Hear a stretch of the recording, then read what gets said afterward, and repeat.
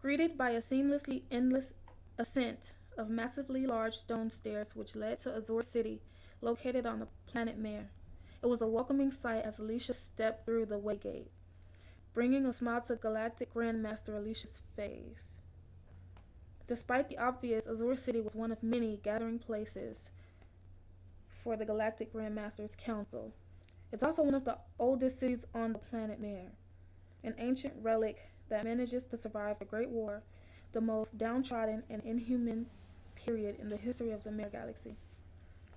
A period that galactic grandmasters like Aliesha vowed to prevent and native elemental try to forget, as Aliesha was doing now. The forest lying before her is very dense and very much alive. Aliesha charcoal colored skin, dark deep blue eyes, and shimmering silver hair were very young in appearance for her age. Aliesha's features were quite mature and full of wisdom, yet Aliesha's appearance is still very youthful thanks to her legendary skill level, a skill level that only a percent of the total population residing within the Mare Galaxy possessed. In the wrong hands, a skill level like Aliesha's can and often do bring death and destruction to countless millions, even billions, which is the reason that the Master Council was formed and the dense forest swallowed Aliesha up in its shadows. She couldn't hide her eternal guilt. Every galactic master has their reason for joining the council. Aliesha's reasons were by far the most hypocritical despite her age and wisdom. Love always finds a way, especially when that love is forbidden and should never be, breaking the most feared and upheld law in the Mare Galaxy, created unsurpassed passion that no elemental could resist. So serving the Mare Galaxy and Aliesha's way of atoning for her past, before her the seemingly endless accent of stairs remind her that no matter how strong she becomes, no matter how much wisdom and knowledge she possesses, she is and always will be an elemental. I see you have summoned as well. A very feminine as well as the most confident voice in existence seemed to fall out of the sky once Aliesha made it to her destination. Above and behind Aliesha, as if being the embodiment of sunshine, Aliesha's oldest and closest friend floated several feet off the ground behind her, backlit by the fiery glow of the planet Mare's star Azure Prime, which seems to personify her perfectly. The Galactic Grand Master of Fire, Bernadetta Newt, is the most powerful elemental in the whole of Mare Galaxy. 4 feet 8 inches tall, 120 pounds, slender build, small waist, and full hips. Possessing the strength of 1 billion trillion humans, Bernadetta Newt is of the highest rank in the Eden Shrine. Bernadetta's strength is only surpassed by her youthful beauty, being more than a century old and not looking a day over 50. Black, frizzy, braided hair styled long, unrestrained, and a flowing cascade over Bernadetta's round face. Her skin of light hazel and natural fire red color eyes, Bernadetta wears a full bodysuit made of chainmail. It's a halter-styled one-piece tank suit with an open V-neck design. Aliesha gazes over her shoulder. Bernadetta Newt's silhouette clear despite the fiery glow behind her. A single hand eclipsed the sun, allowing Bernadetta to come into full focus. Her presence brings a smile to Aliesha's face. Yeah, everything seems to be okay, but still a summons by Galactic Grand Master Atlantis. Atlantis never seemed to end well, Aliesha explained. As Bernadetta slowly descended to the stairway entrance of Azure City's Master Council building, the two of them moving together and moving into their respectful positions around a large transparent crystalline table. The room was full of other Mare Galactic Masters, which totaled 9, including Aliesha and Bernadetta. Every master had another worldly meeting location of their own. Whichever master made the summons was the location where the discussion would be held. Atlantis' meeting location was the heart of Azure City and their present location. Atlantis is also more than a century in age, but wasn't a native to the Mare Galaxy. He traversed the realm and settled with the Mare Galaxy near the end of the Great War. No individual master has more legislative power than another master, but it's understood that Atlantis is fully in charge. Far too often the rest of the masters are divided on almost all instances, with half in agreement and half in disagreement. It falls to Atlantis' insight to lead a decision. Alentis is 6 feet 2 inches, 295 pounds, with a surfer build strength of 1,000,000,000,000 humans. He has dark umber skin, brown eyes, a square face, a black woolly dreadlocks. I have summoned you all here because something of great importance must be discussed. Once again, it's time to decide if the life of our galaxy will be restored. Yes, it's true that it's sooner than normal, and this galaxy deteriorates faster every day. And Lentes opened his words, creating a mixed feeling among the many different masters. Must we always have this discussion every decade? Aliesha replied. We owe it to Azure Mare. It's our duty now, our privilege to replenish the energy of the galaxy. Home Mare was a great queen if not for her. If not for your Zendarian interrupted, cutting into Aliesha's speech. Zendarian Ezra, the Galactic Grand Master of Earth, also spoke with more than a century of experience. Over 100 trillion in strength, Zendarian was no match for the devastation of the Great War. Full beard and mustache, kinky hair textured, and long fro hairstyle, dark ebony with light green highlights. His ebony skin contrasted against his soulful dark blue eyes, trying to mask his pain behind his words. Being the last known member of his family, clan, and his family legacy being his nation, the last nation to fall victim to the Great War, leaving Zendarian glass half empty, which is why he speaks the truth as he sees it. Zendarian has become paranoid in his time and overly cautious for the good reasons, and Zendarian feels that the Master Council isn't fulfilling their obligation to the Mare Galaxy as best they can, and he voices his concerns every chance that he gets.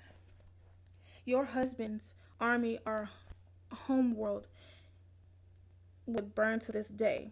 Along with the rest of the realm, Mare created the totality of this galaxy from the realm clouds. She angered the elemental gods. She was cursed for her arrogance as well as her bloodline, and until balance can be restored, the entire realm is in danger of feeling the wrath of the gods.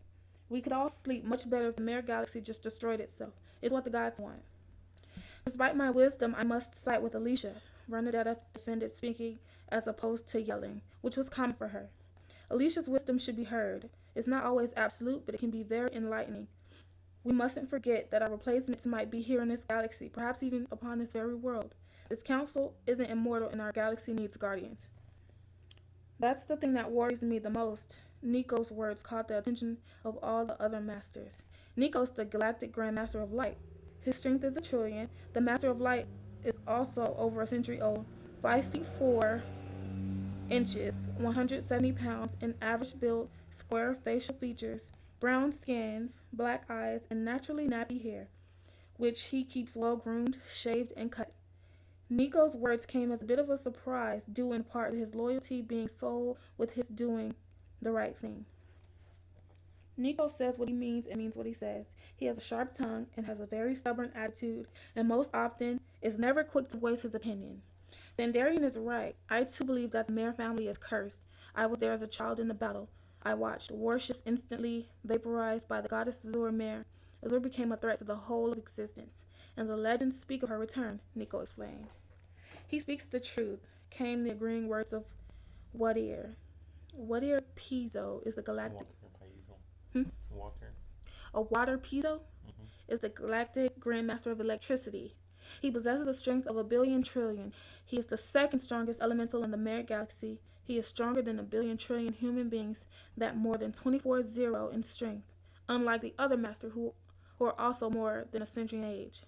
Water doesn't hide his age well. His features are heavily aged and square in the face. His body is youthful and muscular, 310 pounds and 7 feet 2 inches in height.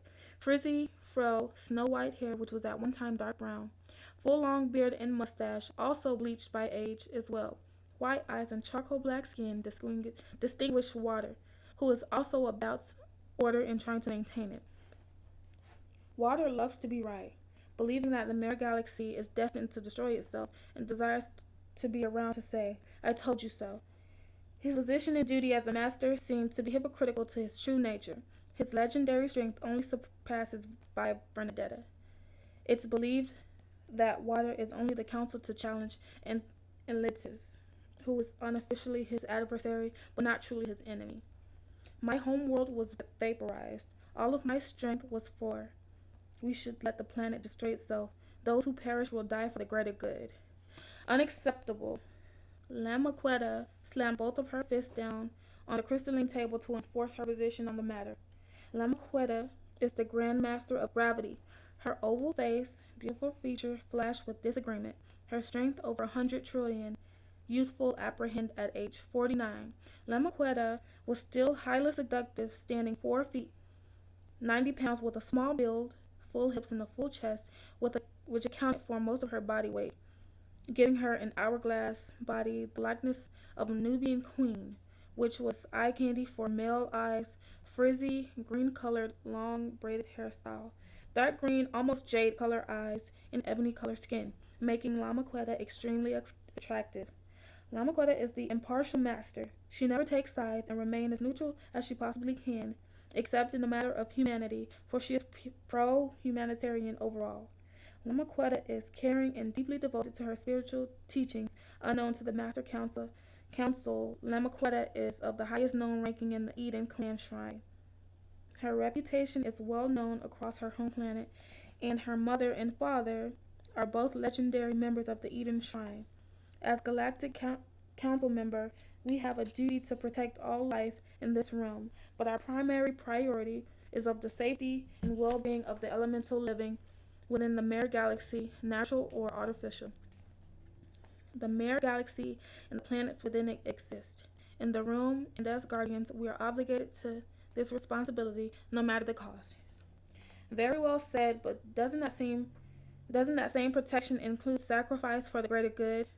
The query of the Tanika Diamond, the Galactic Grand Master of Ice, age 50 and strength of 1,000 trillion, 4 feet 5 inches, 110 pounds, and a thick, full, youthful, voluptuous Nubian hourglass figure, strong feminine shoulder, well-proportionate, voluptuous butt, thick, full thigh, and supple legs, calf, light mahogany skin, and wavy textured hair with blue highlights, with large, light brown eyes. The Master of Ice ways, whereas cold and military tyrant.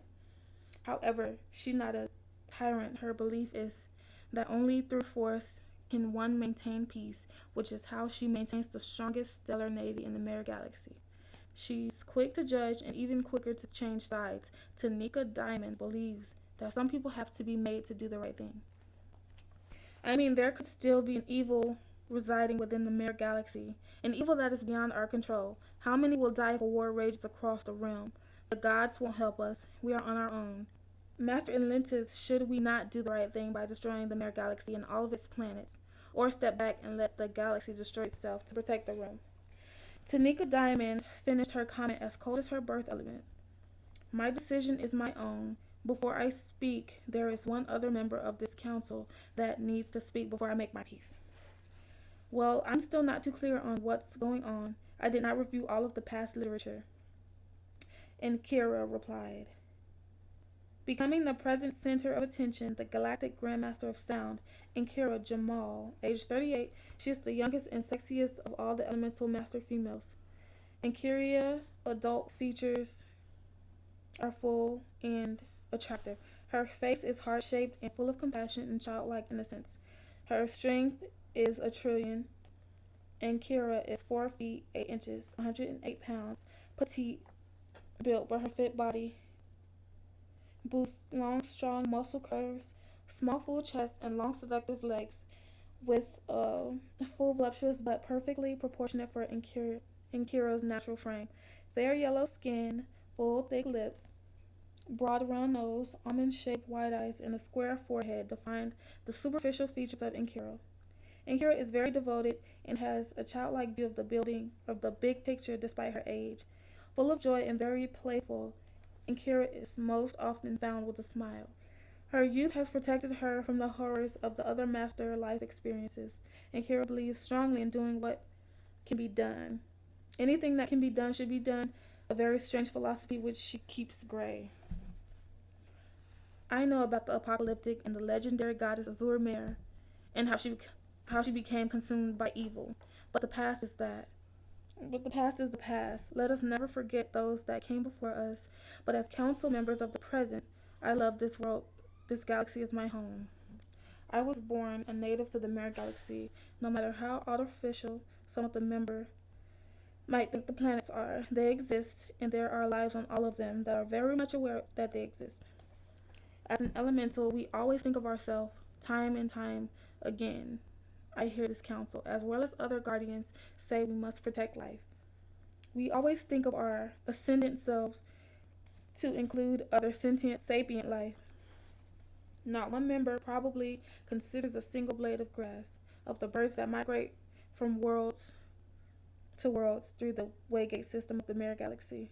No thought or consideration is given to the fish in the countless vast oceans or of the bacteria in the air of sentient elementals that we feel obligated to protect.